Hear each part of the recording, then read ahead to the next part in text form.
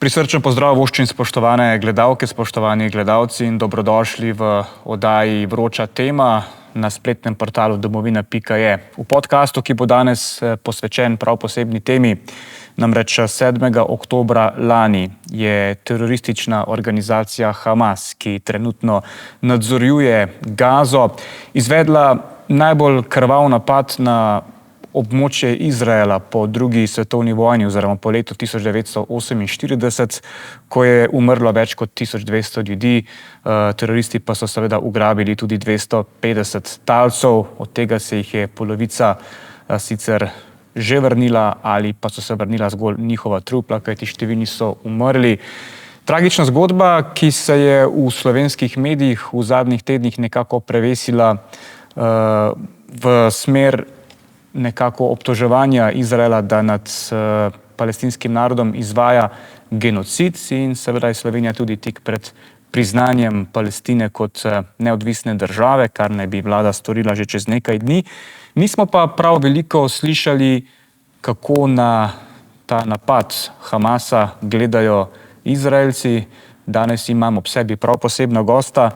Z menoj sta namreč v podcastu svojca dveh talcev, ki sta bila zajeta v tem brutalnem napadu 7. oktobra.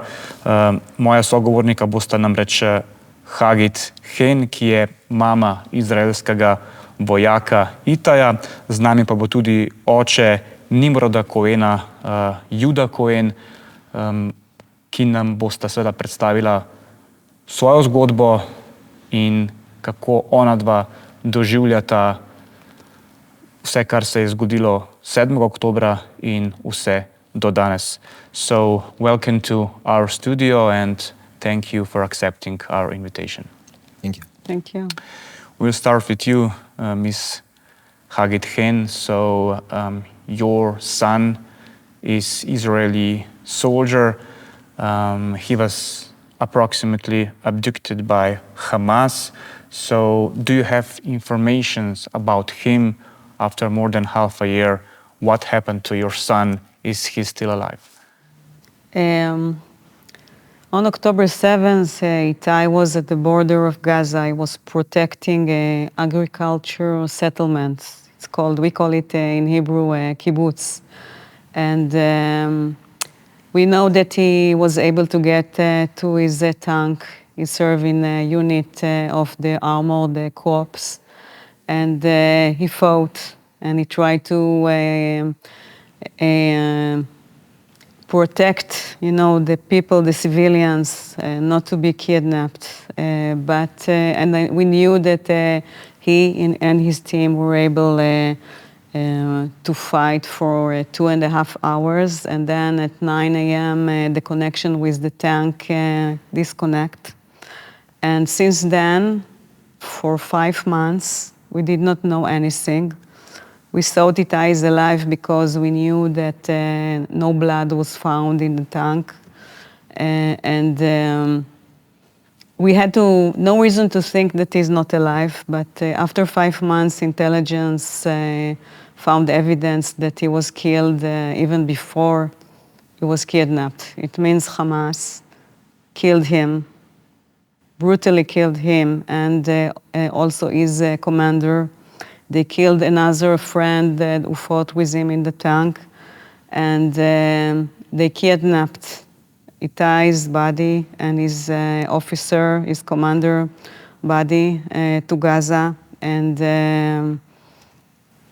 we don't even have the possibility to bury, so we don't have a grave. We did not do the Jewish shiva, to sit after someone die. So we have nothing. So, for the entire time, you hoped your son was still alive. Now you know he's not. What's your wish now? I still want him back. I still want him back. I have 2 more boys at home. And I have a husband, and we all fight now to bring Itay and all the hostages back home. The fact that Itay is not alive, it doesn't mean that We are not going to return him. How do you cope with the loss of your son? Actually, I still find it hard to believe that he's not alive. So, I still dream of a miracle that maybe they make a mistake and he made it to the hospital and he will come back alive because it's so not real. It's not real, they did not bring him back. I don't have a grave. It's, I was just, one day I had a son and the other day I have nothing. So I basically, I don't know how to cope with it.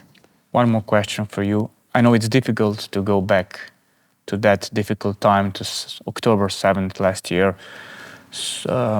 How did you find out what happened to Itay, that he was approximately kidnapped? Now you know he's dead, but who informed you about the situation? When did you know that your son was in trouble? On October 7th in the morning, we opened the TV and we understand there is a war. And we tried to call him. I don't know why, I thought maybe he will answer me, but he did not answer. So I called his girlfriend. He have a girlfriend. And she said that he spoke with her and he told her, I'm okay, don't worry, I'm in the shelter. There are missiles, but don't worry, I'm okay. And she said, take care of yourself. And that was the last thing that we heard about Itay, the girlfriend heard from him. And then, okay, we understand that he's busy, so I was not too worried because I understand he's busy. We could see on the TV, we could see everything. We could see the telegram, the terrible videos that were uploaded by Hamas. And only the day after, we got in touch with the other tank in the base, and we understand that they don't know where Itay is. So the people that should know where is Itay, they don't know. So we turned to the army and they told us only on Sunday in the evening that Itay is missing and they don't know where he is. They don't know even if he was kidnapped. Only on Thursday, 4 days later, we got the information that they didn't tell us that he's a hostage. They told us that he's missing in action. It means they for 3 weeks they didn't know where he is. And Itay was only 19 years old. Yehuda, what's your story? Your son Nimrod, he's supposed to be alive? Yeah, he's supposed to be alive. Coming to the end of the story, but I'll start from the beginning. On the 7th of October in the morning, we heard the missiles. We live in the center of the country. We heard the missiles. Okay, another round of missiles, but when the sirens went second time and third time, we understood something is wrong. After that came the reports of invasion of terrorists inside. Then I started to worry, sent a WhatsApp message, didn't get any answer.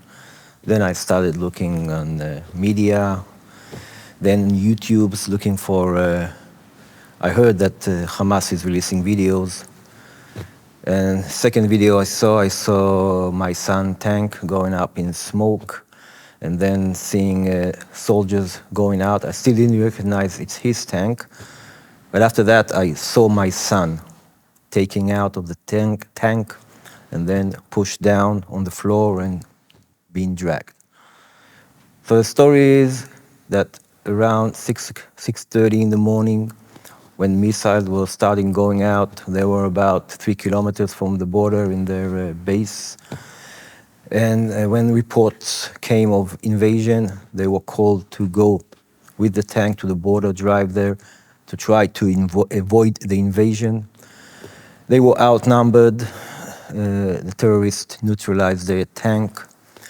By doing that, they actually killed the driver. They took the other 3 out of the tank. One of them was shot on the spot and, of course, taken as a hostage. The body was taken as a hostage. The driver was taken too later. And the other 2, Nimrod and the other mate in his team, were taken into Gaza. That's what we saw on the first day. It took the army, it was pretty fast, let's say. It took them 2 days to declare that Nimrod was captured, believed to be alive. And when the first deal came in November, we heard from hostages that were released that they saw him there, so we know. Since he was alive until November, we still believe he's alive. And of course, there are the thoughts, what is he going through? It's not easy. I think it's better to be more active in fighting for his release in Israel, abroad.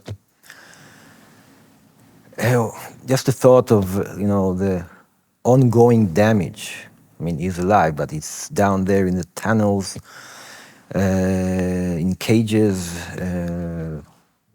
We know that the food they are bringing them is, let's say, low quality food. Even Romans say they are giving them seawater to drink.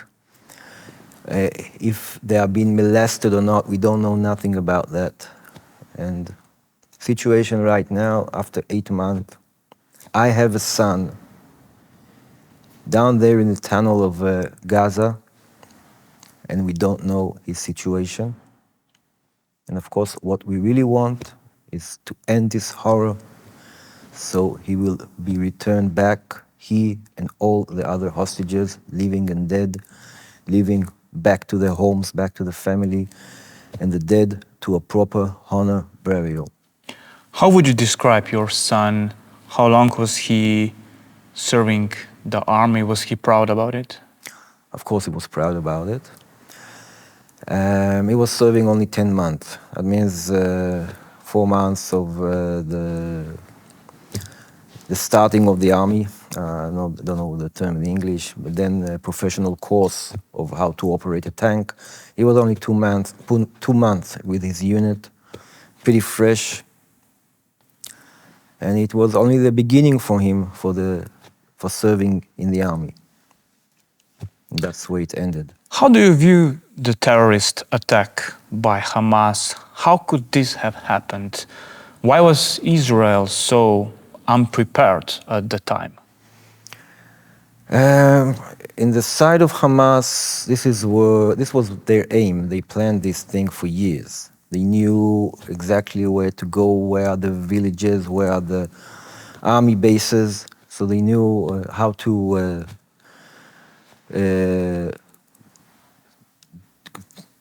turn down the defenses so they can invade in. This was their aim. I must emphasize here, Hamas didn't launch an attack to free Palestine or Palestinians. Their aim was to come to murder, butcher, slaughter, rape, and kidnap living or dead people, children, women, men, elder, whatever comes in their hands, and just to leave destruction. They did that, and then they ran back in, raided the place. So this was a heinous attack. Hagit, Jehuda Koen said it was planned for years, what happened on October 7th last year. But if this is the situation in Israel, have you been able to live in peace all these years? Or are you always in fear when Hamas will strike again? You ask if I'm afraid it will happen again after October 7th? And before that? Were you living in fear? I did not fear. No, I was not living in fear. I feel generally safe in my country. I live in the center of Israel, in a city called Netanya. It's a peaceful city by the beach. And I did not feel like I feel in fear, never. Is it fair to say this was like Israeli version of 9/11, the worst massacre on Israel's soil in 70 years? What wounds did this attack leave on Israeli people? I think Israel will never be the same. It's like we feel like a Holocaust is happening all over again to the Jewish people. And I think there is not a family in Israel that is not affected from what happened on October 7th. And actually, I don't feel we are after this event. We are still in the event. You know, until we get all the hostages back, and there are now 125 hostages to bring back, dead and alive. Until it happens, we are still in the event. We cannot talk about anything else in Israel before it happened, before everyone will come back. And how do you see response of Israeli government? Do you think it is right that in the name of fighting this terrorist organization, what Hamas of course is, that Netanyahu-led government is going all the way? I mean, is this war on terror even winnable at this moment? I think that when the hostages are back, there will be no more war. It will end the war. So it's this... it's about the hostages, to my opinion. So is the response of your government rightful? You mean fighting Hamas? That's the question. And destroying Hamas? In the long run, Hamas needs to be eliminated as an organization. Currently, fighting is, let's say, useless. Meaning that even the army itself says we are very careful not to kill hostages. That means the army is fighting with, let's say, like one hand tied to its back. So first thing, the hostages needs to be returned back. It's as it says, it's an unconditional term. Actually, we know that a deal for hostage release will come through an agreement on a ceasefire. So right now we are aiming for a ceasefire as part of a deal, emphasizing as part of a deal of a total release of all the hostages. What will happen after? This is our government decision. We are not the government. Of course, as Hagit said, it will never happen again because our government will make sure it will never happen again. The thing is that something happened. One of the reasons that something horrible happened is you don't believe it could happen. And we didn't believe a thing like that could happen. But how do you negotiate terrorist organization? Mediators. Yeah, mediator. Through Should Israeli government negotiate with the terrorists? Directly, no, and it's the other way around. I don't think Hamas wants direct negotiation with Israel. Hamas never wanted to recognize Israel as a country. Hamas' aim was to conquer all the territory of Israel, to build one country, one Palestinian country. Of course, it cannot happen. But regarding negotiation, it's going through other countries, going through Qatar and Egypt, of course, with pressure of the United States and European countries. It's very important, the support of European countries and the United States. But through that, a deal will come.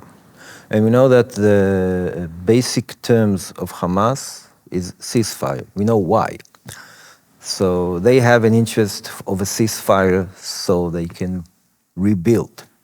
They think. And strike again. Yeah, I don't know if strike again, but rebuild their forces to go back and rule the Gaza Strip. We want a ceasefire because we know, and it happened, that fighting endangers the hostages. I mean, when Hamas leaders will be pushed to the wall, they will murder all the hostages. They need them to protect themselves. Once they cannot, the hostages will not protect them because they will be with their back to the wall, they will murder them.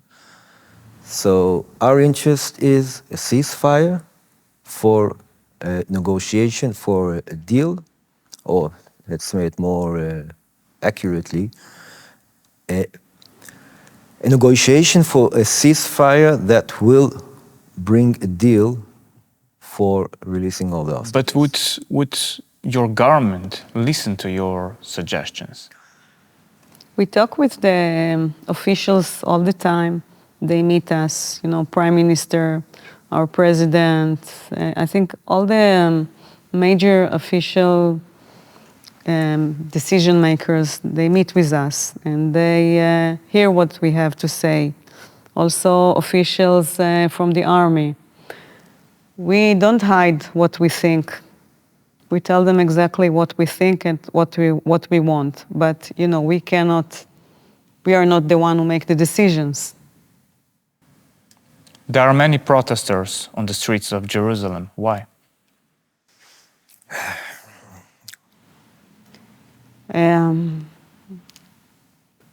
I think everyone wants the hostages back home. I think there is not a dispute about the fact that hostages should come home. But Israel, many people and many opinions, and not everyone thinks the same. And there are groups of people that want our Prime Minister to go home and not be in the government anymore, so they protest against him. There are many protests that we, as families, we protest against the government because we want them to make a deal. Personally, I don't want, I want a ceasefire. I want my son and all the hostages come back in a deal. So we make protest and we ask for this. We think that the hostages will come back only in a deal. We have evidence that hostages were killed during the attacks, and also from our force, not just Hamas. So if we want to get as many as hostages alive back, we need that ceasefire, we need that deal, and we believe in our country that they will know how to live with the consequences. Do you also recognize Palestine's right to exist? We always did. The thing is, there are two sides. Palestinian leaders for a long time didn't recognize the right of the Jewish people in Israel to exist, the right of Israel to exist. We had the talks in the 90s of the last century. We had the peace talks. Something was built up and then it was broken. We want another peace agreement. But now, first, the hostages need to be returned. Hamas cannot be a side on this negotiation anyway. He doesn't want to deal with Israel. So in speaking about recognizing Palestine as a state, this could not come now. Saying it now is giving a prize to Hamas, saying that, hey, we Hamas, we launch a heinous attack on Israel, killing civilians. You have to remember, about 1.3 thousand people were killed in that day, along with others that were kidnapped. We'll talk about that in short. Now, How do you feel when you see American and even Slovenian students protesting against so-called Zionists, demanding creation of Palestine state from the river to the sea? What does it mean to you, from the river to the sea? Well, it's terrible to hear that, and I think they are very superficial. They don't understand what does this sentence from the river to the sea, Palestine will be free, means. They don't even know what, when talking about the river, they don't know which river. The sea, they don't know which sea. They are totally ignorant, and they are taking catchy sentences and just speak them up without really understanding what they mean. Do you think students even know what does it mean? They don't know. They don't know it means, beyond the fact they don't know what the river is and what the sea is, they don't understand that this means destruction of a country. They are writing for a destruction of the country. I mean, the Palestinians are using the ignorance of the Western world for spreading catchy sentences like this, for rising riots against Israel. We were attacked. What the IDF is doing now in Gaza, it's the reaction. A normal country cannot tolerate an invasion like that. I mean, take any other country that will have this kind of attack, they won't stand down and say, okay, we can live with that. But how do you view the growing accusations that Israel is committing genocide in Gaza? I think that people should remember that Israel did not want to be in a war, did not start this war, and Israel is not a country that even wants to be in a war. We have no choice as a country but to defend ourselves. So, you want to continue? Yeah, I would like to add up. You said genocide. Now, what happened on the 7th of October was genocide. Purposely murdering people. Okay? Not just murdering. It's point blank. I mean, you come to a baby and you shot him. You come to a baby and you cut his head. This is genocide. You rape girls and then you kill them. That's what they did. This is genocide. Intentionally killing innocent people. What the army, the Israeli army, is doing in Gaza is trying to break down Hamas. Now, Hamas uses Palestinian citizens as a human shield. There never was an intentional killing of civilians, of the Palestinian civilians. Since Hamas is using Palestinian civilians as shelter, they get hurt. But Western mass media is showing the pictures of dead Palestinian children. They are counting like tens of thousands of dead children. So where is the limit, in your opinion? Where should Netanyahu just stop and say, we need to take care? When the hostages are back. When they return the hostages, believe me, everything will stop. It's very simple. This is the answer. Yeah, it's very simple. If 125 hostages will be marched from Gaza out to Israel, everything will stop. So do you see things changing? I mean, popular opinion is like changing against Israel in European states. Why is it happening, in your opinion? Well, first of all, it's easier to sympathize what's called the weaker side. Palestinians always have been thought as the weaker side. So yes, okay, there was an invasion, people were killed, okay, and now we're seeing the Israeli army going into Gaza and people are killed. Remember that Gaza is a very dense, popularized area, and Hamas is using the population. They were fighting from schools, from hospitals. It's actually the most densely populated area in the world, they say. Exactly. So, as one of the Hamas leaders said, we have our tunnels for us to fight. The Gazian population, the Red Cross should take care of them. They don't care about their population. More than that, they are using their population as human shield. More than that, and you remember the accident in one of the hospitals in the second week when a missile, Islamic Jihad, launched a missile which fell on the hospital. Immediately they said it's the Israeli army and 500 were killed, and they were happy on this occasion because Hamas it's like a win-win situation. When Hamas kill Israelis, it's good for them because they want to kill Israelis. When Israel or them themselves accidentally kill Palestinians, they're happy again because it's bad for Israelis. It raises up criticism against Israel. It raises up bad public opinion against Israel. What brings us to the question, who invited you to Slovenia? Why are you here in these days when Slovenian government intends to recognize Palestine as a state?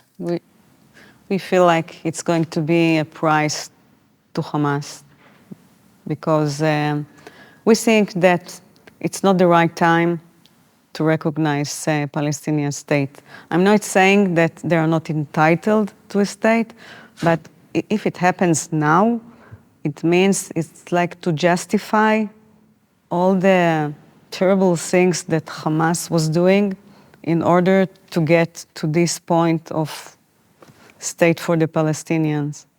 And it cannot be like this. I know that we cannot change such a decision, but I came here to ask that when they say it, they will also say vocally, free the hostages. You know. What is the purpose of your visit in Slovenia? I understand that here in Slovenia, even government officials not really understand the situation that the hostages are in. Even, I don't know if Yehuda wants to say, because it was a question that he was asked. Yeah, I'll give you two examples from what we heard from officials today, and I'm talking about the head of parliament, I'm saying the terms right. And you have met head of Slovenian parliament, Urška Klakočar Zupančič, and also our foreign minister.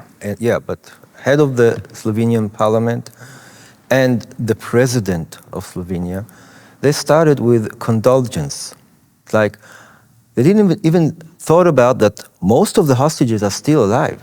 It's like we're fighting for only for the dead ones. So what's the hurry? Of course, we need to hurry to return the dead ones, but there are living people there. And I don't remember who asked me, did you get phone calls from Nimrod, from your son? How do you know? How do you know he's alive? Did you speak with him? Something like that. When did you speak with him? Yeah. It's like Hamas is doing its best to avoid any information about the captive held there. Of course, we couldn't get information from him, from Nimrod directly. They wouldn't let him call us. Okay, so it's that they don't even they understand the situation. Know if he's alive. It's not like somebody was captured as prisoner, so you have rights for attorney, rights for visits, rights for 3 meals a day, rights for Red Cross visiting. They have nothing. Civilians and soldiers who came to defend civilians in Israeli territory were captured and then blank. Hamas is doing the best to avoid any information about them unless they use it as a psychological terror. Even today, Okay, they are playing. They publish a video, a psychological terror video of one of the hostages. They show him, he say his name, and then they put a text. Guess what happened to him? We will tell you later what happened to him. Yeah. Every day, And you know, this is how we know that, that this specific hostage is alive, or may not be alive, or maybe it was a video, maybe they took this video on October, and only now, if they killed him, they will tell that he was killed. And there are hostages that were alive for 3 months, because we know, because there was a video that Hamas released, and then they kill him. Yeah. So, What did you tell to Slovenian political figures? Did they understand your story? they sympathize with us. You know, also, you know, when I talk to another mother, and, you know, she relates to my pain, and when I tell her that I lost my boy and I don't even have a grave, so even several of them came and hugged me, and I could see that they care. It's important because I want them, when they think of the word hostages, they will see my face, they will see Itay's smiling face, and they know it's not, it's people. But they still believe there is a genocide taking place in Gaza.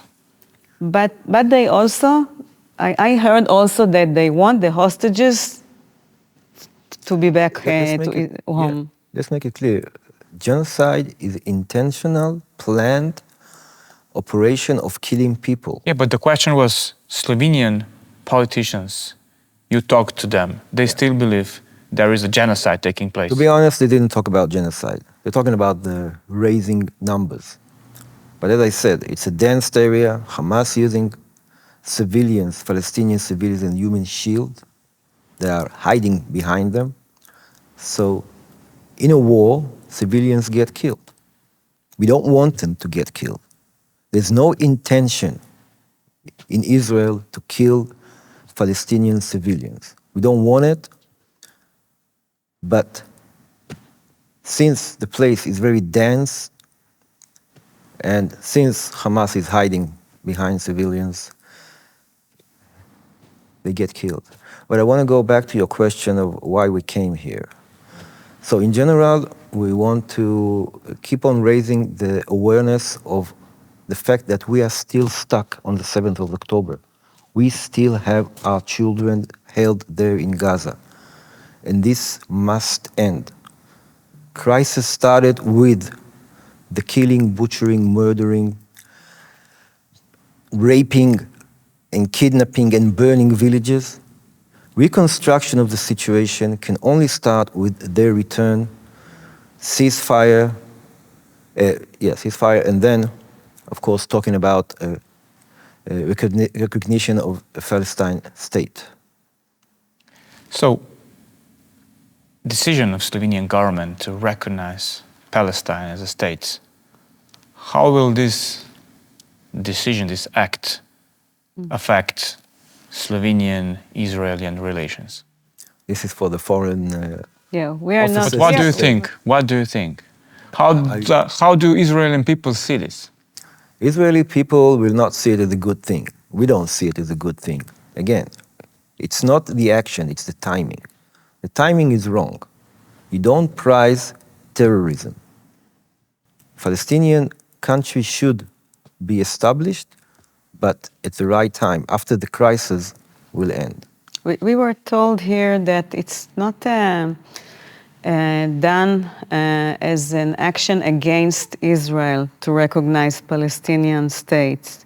They think that it will help to have someone to talk with, to negotiate with, and they think it will possibly lead to a solution. So this is how they see it, and it's not against us, it's not against Israel, and they do recognize about our urgent need to get our hostages back, and they will speak about it. What brings us to one last question, because we are at the end of our conversation. Once Israeli soldiers left Gaza, but then Hamas took power in this area. What is the long-term solution to current conflict? Long-term solution is to eliminate terrorist groups, including Hamas, Islamic Jihad, and we can go all the way to the north of Israel, to the south of Lebanon, Hezbollah. A country should be ruled by a government, not by a terrorist organization. So in the long run, the Hamas needs to be eliminated as an organization, as an armed organization. We can't eliminate a thought, an ideal, but you can eliminate an armed force. You can go back and look at the Nazi Germany. And a Palestinian state will be established once the two parts of Palestine, the West Bank and the Gaza Strip, will be united under one Palestinian government, the Palestinian Authority. You know, I'm not a diplomatic, not a politician. No, I'm just a mom. Wants a closure to get my son back. I want to feel safe again in my country. I want to come back and visit Slovenia again. I was here few years ago with my family. Itay was here. He had lots of fun. It's a beautiful country. We want to feel safe again to walk even here. Even here when we are now visiting, we feel not safe here. And we were warned about coming here. And I don't want to feel like this when I'm coming to Slovenia. I want to come here and enjoy the country. I want to see the beautiful views. What would need to happen to give you some sort of satisfaction after all these months you suffered? It's very sad to say that we need the hostages back. I think only after that we can speak about everything else. I cannot believe that I'm saying this, that I need a grave, I need my son back. I need to see Yehuda's son back. We need to see everyone's back. And only after that, I think we can start talking about how we continue our lives and how I can feel safe again. I would add to that on my part. First of all, yes, Hassan needs to have an honored, proper burial. A place in Israel where parents can come and mourn on him. Regarding my son, Nimrod, when he will return, I will come here with him back here to Slovenia to show him where I fought for him. So I want him back, and once he's here, once he's back in Israel, back home, healthy, I will go with him to places where I've been, showing him where we fought for him. So, I will never be able to come back here with Itay. But I hope that somewhere, he can see me, not staying in bed and just cry. And I fight to bring him back. Itay, he was in a unit called Lion King. I don't know if it's too far away to see. It's the symbol of the unit. Itay is a Lion King, and he deserved to get, it's the moral thing to do to bring him back here. And as long as the time goes on, I don't know if anyone will be able to tell me where to find him and bring him back to get the proper and moral thing to do and bury him and to give him the respect and the honor that he deserves. You are good parents, and I would like to thank you that you shared this moving story with us. Thank you very much. Thank you. And we wish you luck, of course. Thank you for caring and want to hear our side of the story. Tako, spoštovane gledalke, spoštovani gledalci, vam pa hvala za pozornost. Vsekakor smo danes slišali nekaj novega, česar v osrednjih slovenskih medijih ne morete prav pogosto prebrati.